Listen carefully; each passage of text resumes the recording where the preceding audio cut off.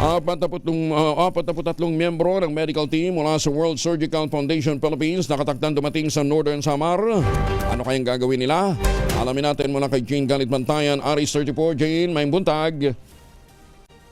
42 na miyembro naman ng medical team mula sa World Surgical Foundation Philippines ang nakatakdang dumating dito sa lalawigan ng Northern Samar upang magsagawa ng medical mission kung saan magsasagawa ang mga ito ng major operation. Nakatakda ito sa March 18 at 19 ngayong taon. Nakipagpulong na si Vice Governor Clarence Tato kay Northern Samar Provincial Hospital Chief Dr. Joseph Estanislao at napag-usapan ang mga paghahanda upang matiyak na makakatanggap ang Nortehanon patients ng special medical services.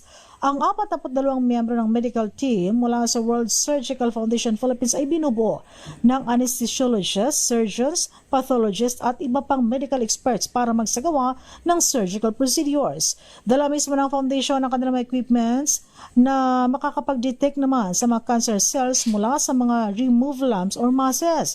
Hinikayat ngayon ni Vice Governor Clarence Tato ang Northern Samar Provincial Hospital na magkipag-ugnayan sa 24 RHUs sa lalawigan. Sakop ng medical mission ang removal ng abnormal masses or lumps, may malaki ang potensyal na maging sanhi ng cancer. Samantala, magbibigay naman ang provincial government ng gamot sa kinakailangan sa mga operasyon.